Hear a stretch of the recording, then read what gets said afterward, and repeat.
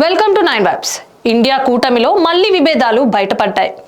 బెంగాల్లో సీట్ల పంపకంపై కాంగ్రెస్ టీఎంసీ మధ్య మాటల యుద్ధం తలెత్తింది. ఒంటరి పోరుకు ఇరు పార్టీలు సై అంటే సై అంటున్నాయి. మమత దయాదాక్షిణ్యాలు తమకు అవసరం లేదని కాంగ్రెస్ నేత అధీర్ రంజన్ స్పష్టం చేశారు. మరోవైపు అసెంబ్లీ ఎన్నికల్లో కాంగ్రెస్ ఒక్క సీటును కూడా గెలుచుకోలేదని టీఎంసీ నేత కునాల్ ఘోష్ ఎద్దేవా చేశారు.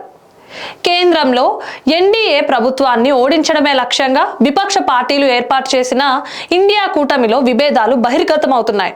ఇటీవల మహారాష్ట్రలో కాంగ్రెస్, శివసేన, యూబీటీ, ఎన్సీపీల మధ్య ఏర్పడిన అనిశ్చితి ఓ కొలిక్కి రాకముందే ఇదే తరహా సమస్య బెంగాల్లోనూ కనిపిస్తుంది. తృణమూల్తో పొత్తు అవసరం లేదని, సార్వత్రిక ఎన్నికల్లో ఒంటరిగా బరిలోకి దిగే సత్తా కాంగ్రెస్కు ఉందంటూ ఓ రాష్ట్ర పీసీసీ అధ్యక్షుడు అధీర్ రంజన్ చౌదరి వ్యాఖ్యానించడం చర్చనీయాంశమైంది. సీఎం మమతా బెనర్జీ కాంగ్రెస్తో కలిసి పనిచేయాలనుకోవడం లేదని, ప్రధాని మోడీని ప్రసన్నం చేసుకునేందుకే ఆమెకు సమయం సరిపోతుందంటూ అధీర్ రంజన్ తీవ్ర వ్యాఖ్యలు చేశారు. ఇండియా కూటమిలో భాగస్వామ్యం అవుతున్నానని తొలుత మమతా బెనర్జీ ప్రతిపాదించారని, ఆమె దయాదాక్షిణ్యాలు మాకు అవసరం లేదన్నారు.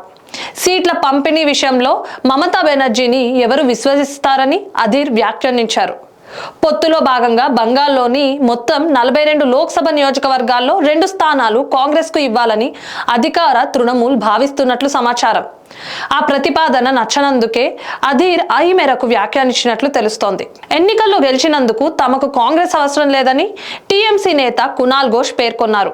అధీర్ వ్యాఖ్యలపై స్పందించిన ఆయన 2021 అసెంబ్లీ ఎన్నికల్లో టీఎంసీ ఒంటరిగా పోటీ చేసి అఖండ విజయం సాధించిన విషయాన్ని గుర్తు చేశారు.